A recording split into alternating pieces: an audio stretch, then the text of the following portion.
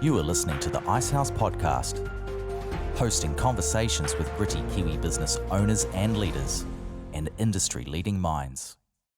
Hey everyone, welcome to this week's episode of the Icehouse Podcast. Good to have you tuning in. This episode was recorded in Christchurch and it's with Ant Washington, who's a big part of the alumni community down there.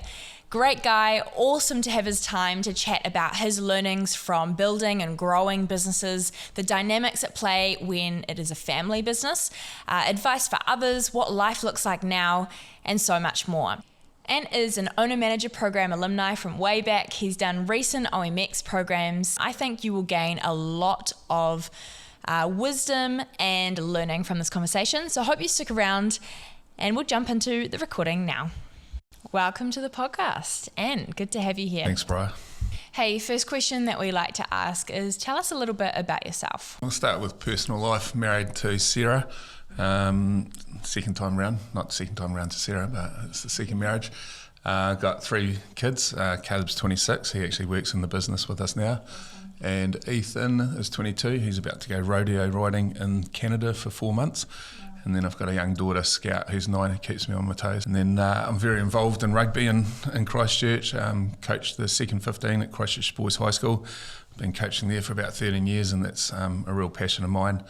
And then it's business really. Business has been my life for 20 years at the forefront of it, but 30 years of been involved in different businesses and yeah, that's my real passion. Very cool. Love that answer. Can you rattle off your business names for us? Well, these days we've got Goom Landscapes, which I'm in business with my brother-in-law, Tim Goom. And then we have the Little Big Tree Company, a specialised nursery in Christchurch, looking after the Canterbury region.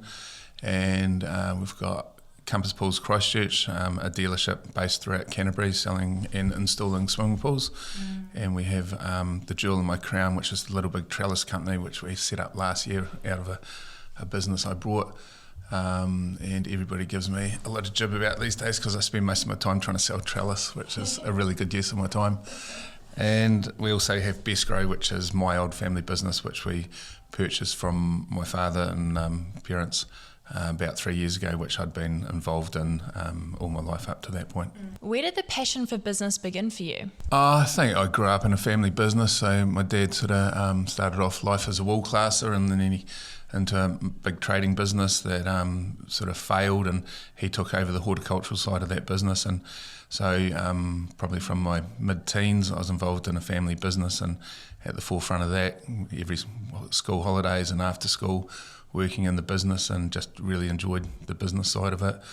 And when I'd been to uni and I'd done and then I did a travel and tourism course and I wanted to be something in the travel industry and the Gulf War stuff that went up. So I ended up working for a company called Ambreed, which was artificial breeding. And the reason I had to do that was Dad wouldn't let me come and work in the business. So I had to go out and do my own thing. And I did that for about 11 or 12 years. And that was a really good experience for me because I learnt a lot about business and went through that business and started in management at a pretty young age.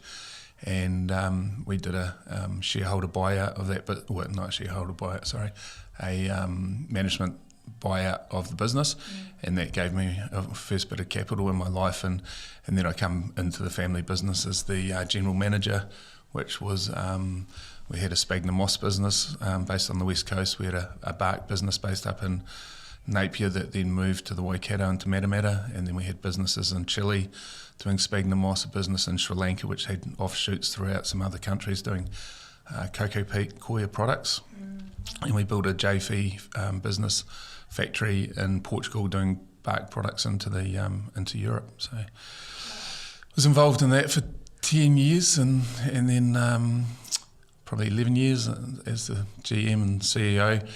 Spent a lot of time travelling the world, new markets, new businesses, and it was always, Dad and I were really good mates, but we had different opinions about some things at times, and at one stage we had a bit of a run-in on a Friday afternoon and I told him to get, and there was a breakdown in the relationship, so I sold out of the family business and had a sort of 6-month sabbatical, and And Tim and I had always talked about doing something, and he'd had some issues with his business partner. So in the end, I brought myself a job and brought out the business partner, and then Tim and I went on a journey together and grew the landscape business significantly. We brought his parents out of the nursery business, and we then brought Compass Pools Christchurch, brought it into the fold. And then a few years ago, Dad had sold off most of his business interests overseas in the bark factory up in Matamata to Dalton's, and he was looking to sort of exit, and we'd made up and we're good friends again. And I suggested, how about we buy the moss business? So Tim and I and our wives, along with our business partners, Lyndon and Jane Strang, did a deal and brought the Sphagnum Moss business, which was always the heart of my family business, so it was nice to keep that in the fold. So we've had that for the last 3 years, and it's sort of what I've been doing quite a bit of, but that's all operating well. And today, we've put a GM into the business, and I'm starting to find some spare time. Yeah, hence why I got you on this podcast. Yeah, thanks, Bryar. It's an interesting one, actually, because you do have a mix of starting businesses from scratch, but also buying businesses. Yeah, I've done a bit of that. Like, obviously, I'm second generation into both businesses, my side of the family business and my in-laws side of the business. Yeah. So, I always think that they were the creators, but they created out of something else as well. And along the journey, I've built some businesses within those businesses, and but I've always had that backing that it's been something I haven't ever had to start something from scratch, like either my father or father-in-law. So I certainly admire them for doing that. I've just been a caretaker that's grown it. And you really have grown. Like, that has been something that you are very good at. Yeah, I think my disciplines and putting processes in place has been my strength in those businesses.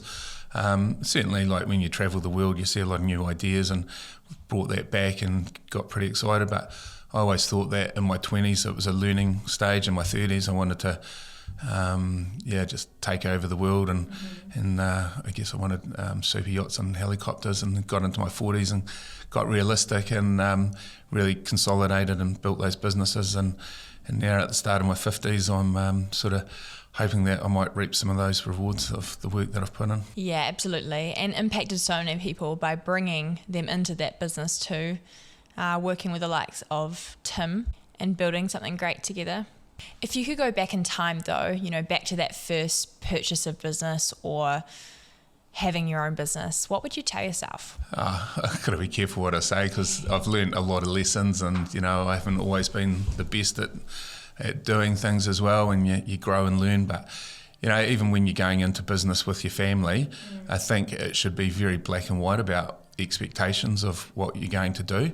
I got pretty frustrated over the years with family about what they said was going to happen and what did happen, and 5 years would tick by and still hadn't happened, and this is probably about shareholding, etc., in the family businesses. And I think it's got my learning, or something I do, if I had the chance to go back in time, was get a very clear structure about how we were going to do it and what we were going to do, and that the expectations of both sides was the same. And now I've got second or third generation coming through. I'm very clear about that, and I don't want to make the same mistakes that I made, or the first generation made either. We have quite a few family businesses that are part of the network, and it's such good advice to just be black and white with the detail. Yeah, I think too many business owners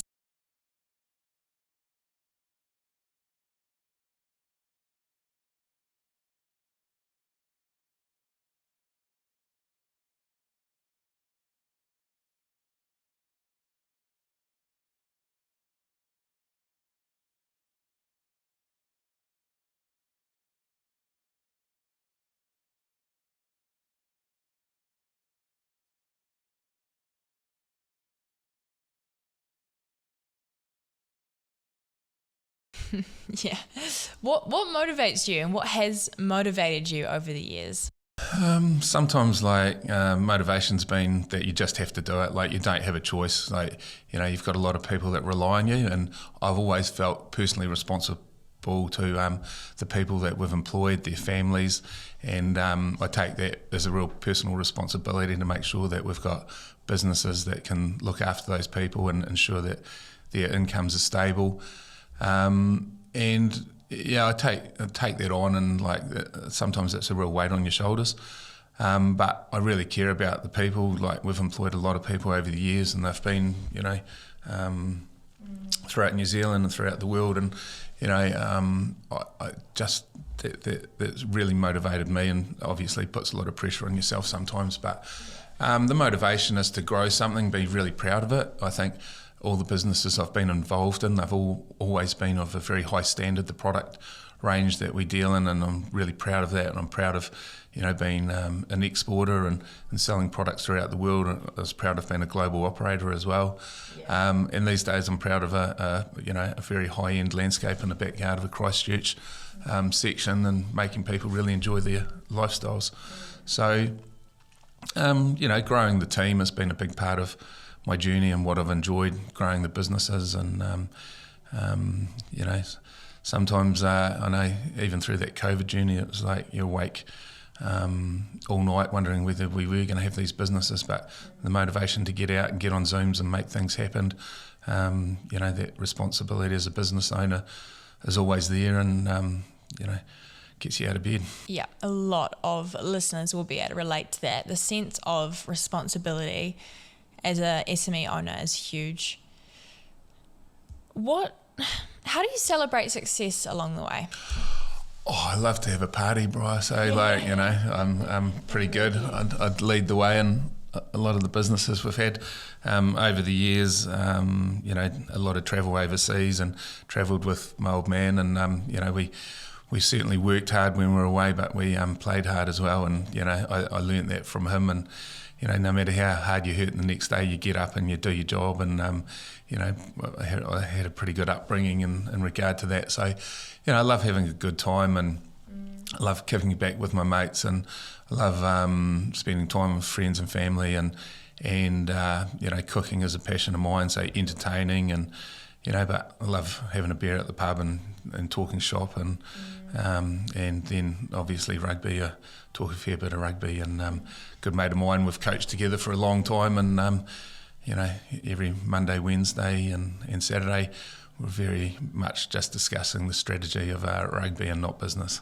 That's cool. That's cool to have that hobby and thing on the side. Yeah, it's the one time that I can lose myself and not think about business is when I'm running around a rugby field, and I've even taken up playing golden oldies for the last couple of years, but I'm not sure about the wiseness of that decision, but it's good to run around with a few old blokes and tell some stories. Good on you. You mentioned that essentially you're always on when it comes to thinking about business. How have you dealt with that over the years? Yeah, it has affected, probably mental health at times. Like you wake up in those dark hours and 3-4 o'clock in the morning, and your demons are with you, and it can be a pretty lonely, dark space. And when you finally get through to the light of the day, and it's not as bad as what you dream, but it's been tough. And at times I've sat down with some business counsellors and talked through, and they've helped me with sometimes had to do some meditation, and but really I think trying to balance that lifestyle out, and I haven't always been good with that. I've probably been a workaholic at times, and just worked, and at other times probably drink a wee bit much just to get through it as well. But I think overall I've got a family that's always been really good. Both sides of the family, they understand the pressures of the business. Got a good wife beside me that we do a lot of debriefing on the couch at night, and I've managed to get here anyway, and we've got a general manager in the business now, and my days are freed up, and sort of wondering what to do with some of my spare time, but I'm finding plenty of things to fill it up with. Yeah, for sure. You can't go past a debrief on the couch as well. So Tim, we have recorded a podcast with him in the past, and it was really cool to hear his side of the story. Have you guys worked out practical ways in working together, whether that's working out what your roles are within the company? Yeah, I think the fortunate thing for Tim and I, our strengths are completely different. Tim is a landscaper by heart, by trade, and he's technically very, very, very good in that area. He's a designer as well. I can't even draw a stick figure in proportion, so I'd struggle to do anything that Tim does. But I guess I'm the business side of it. Tim's the the heart of the landscaping and the nursery as well, and we just balance each other really, really well. But I always said to Tim before I was in business with him, I encouraged him to go on the OMP program, and I never got him to do it. But when I brought into the business, I said, "There's only one thing you're going to have to do for me, Tim, and that's the OMP program." And I know he was pretty apprehensive about that, but he did it, and it just expanded him and really grew him as a person and as a business person as well. So he always was, when we've gone through our journey together over the last 10 years, he's been at my side and he's understood the business implications of what we do, and it's been a pretty enjoyable ride. And sometimes Tim and I have had some frustrations with each other, and we set up Tuesday beers, and we'd go down to the pub and have a couple of beers, and anything we could talk about frustrations we had with each other, or we might be having a good time and we're just having a good time, or we'll talk about our wives and our frustrations with them. So anything on the table on a Tuesday beer, and that really helped us through a period of time when we'd probably gone through a honeymoon period, and then we went through some probably button heads period, and it got us back on track. So Tim and I are brother-in-laws, we're business partners, and we're good mates as well. Yeah. Talking about your program experience, how did you first hear of the Icehouse? I think early on when I'd come into the Besgrow, the family business, something came across my desk, and it was 3-2-1 Go Global.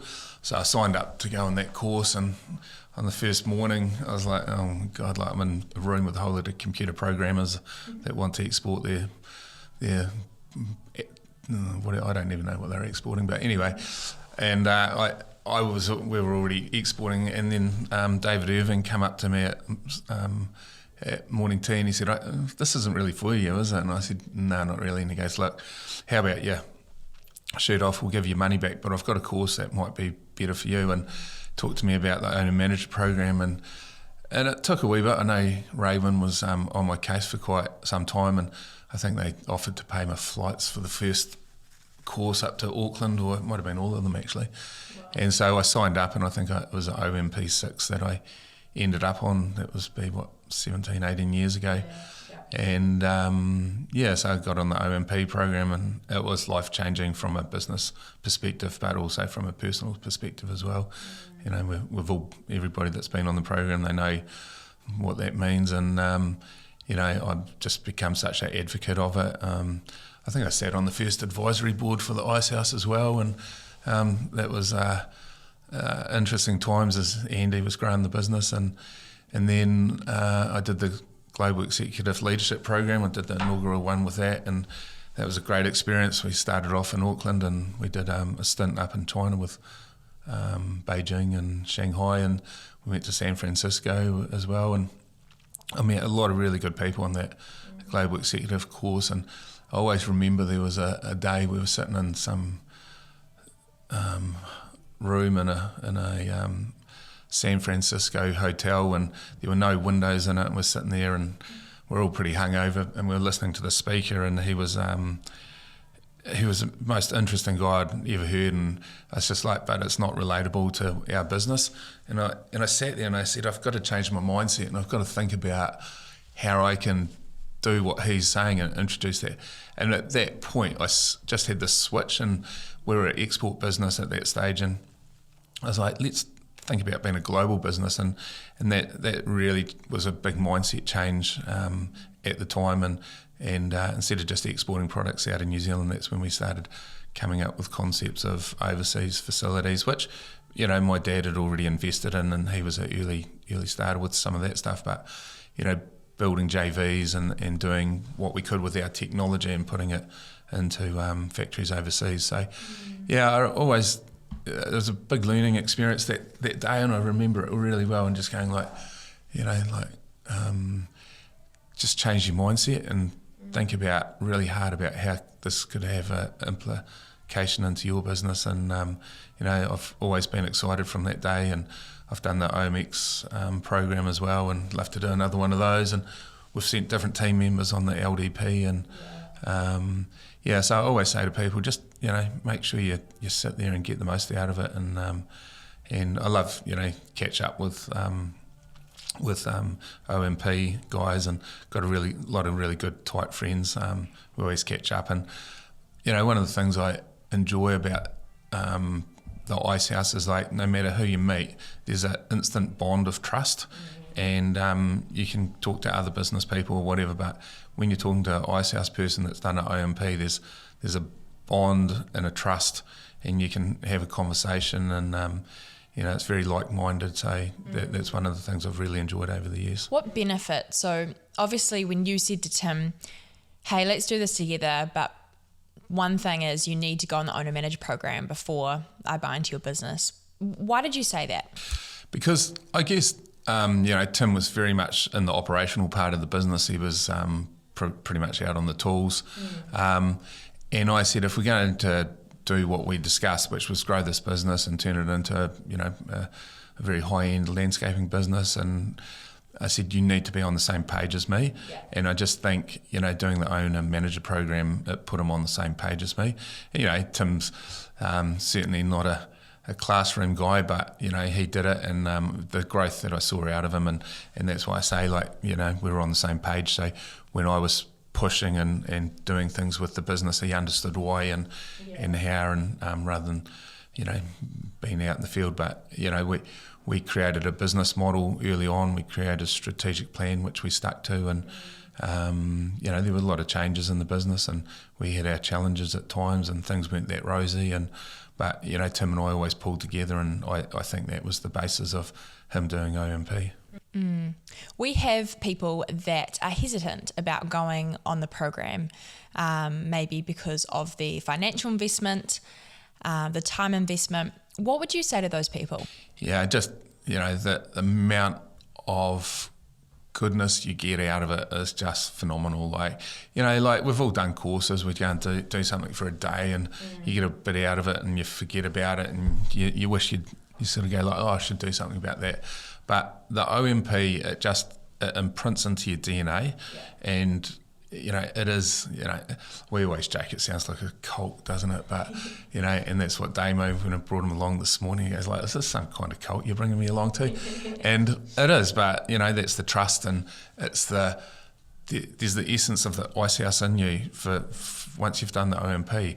And I've just seen so many people change and grow out of it. And, I had Deb and Chris as our facilitators back on OMP6, and, they're lifelong friends of mine. And I just appreciate having conversations with them. And, it's been a long time, but I saw Deb in the airport the other day, and there's just an instant bond with those people. And, so many good people you get introduced to.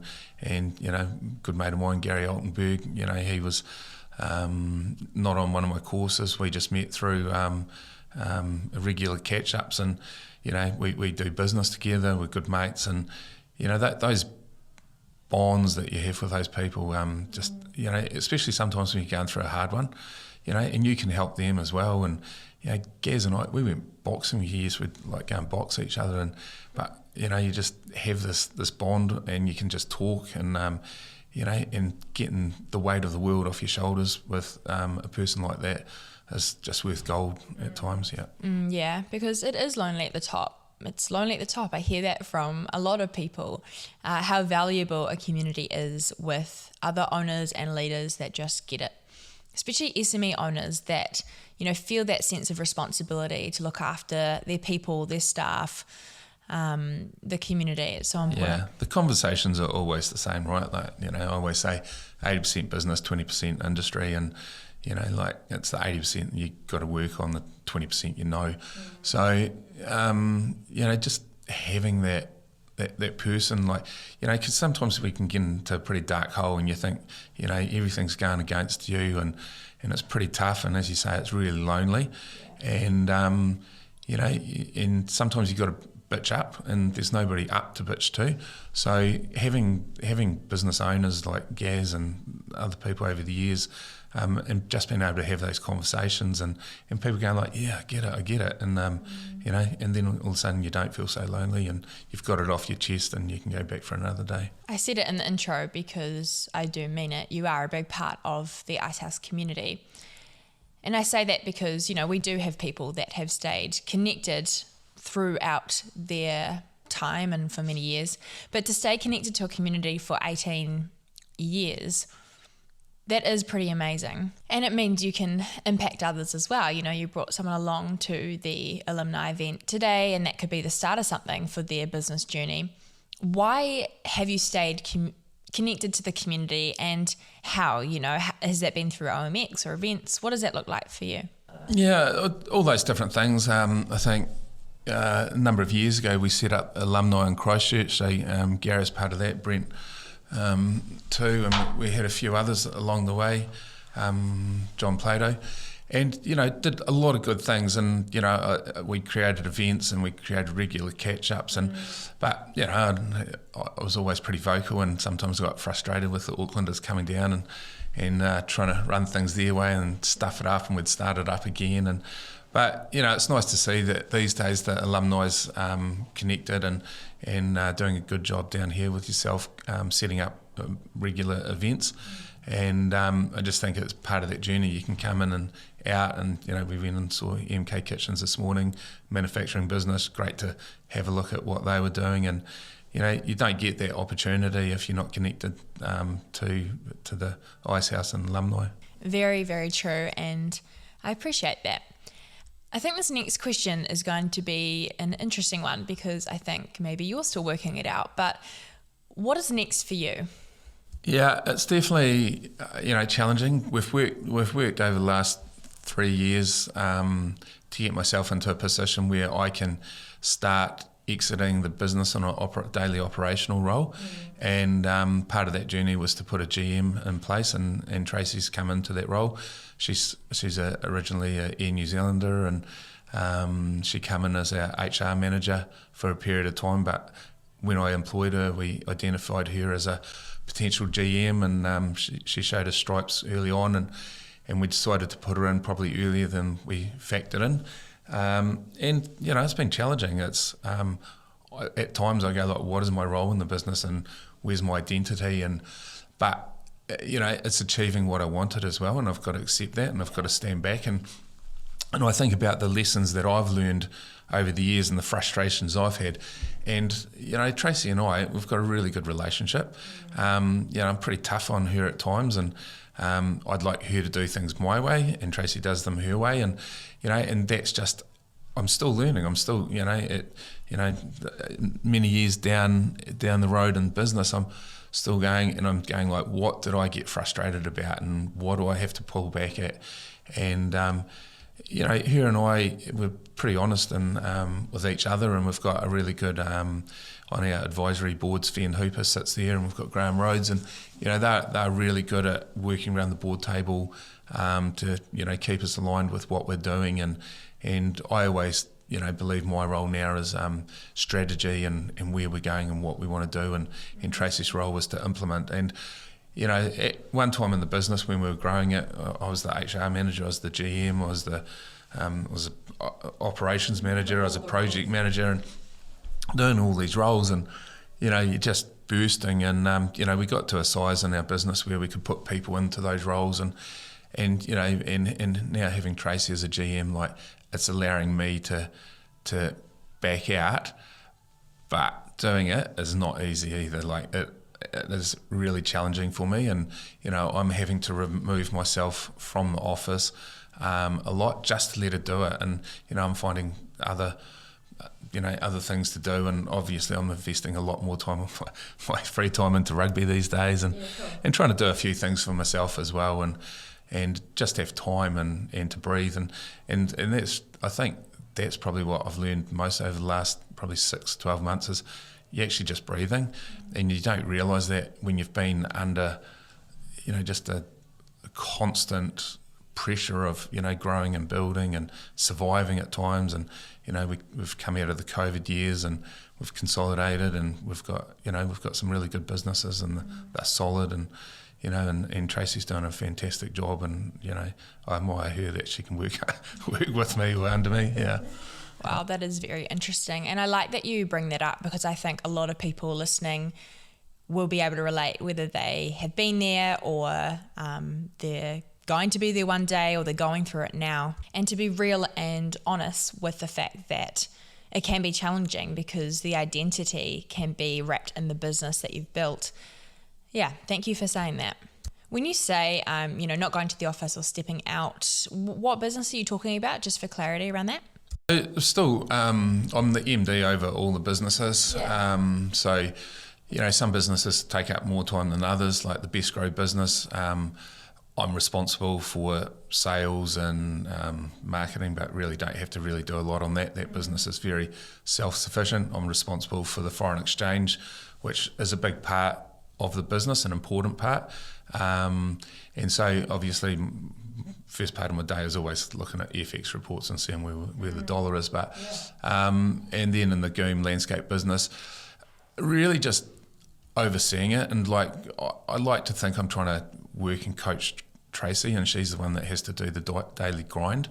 But I'm trying to sit back and go, like, where do we want this business to, you know, go, and what does it look like? And I'm just taking that time at the moment to really think about where the businesses are at. But I still get involved, and, you know, we don't always do things right. We have problems, and, you know, I'm the one that goes and says to our customers, I'm sorry that, you know, we haven't delivered what you want, and but we'll always get there. So yeah, there's a lot of strategic things in the business that, you know, we sit at advisory level and try to think, what does this look like in the future? And we've just gone through an interesting exercise, which I can't talk too much about, but you know, it's just seeing where the business will grow. And obviously my eldest son is in the business now. He always wanted to be in agriculture, but he's now the operations manager, and he's about to do the LDP program as well. And, you know, I'm looking at what the future will look like, what will, you know, maybe the divestment from a shareholding point of view, or how do we pass to the next generation, and all those questions, not necessarily ready for that, but just putting the early phases in, so it's not like I've been through before. Yes, setting the next generation up for a win. Yeah, absolutely. I love that. Thank you so much for sharing your wisdom. And I really do mean that. It's hearing your perspective on things that I hear on the daily. It's very, very relatable. So thank you for your time, Ant. And I am excited to see where things head for you personally, and where the businesses head and grow to next as well. It's going to be great. Thanks, Bryar.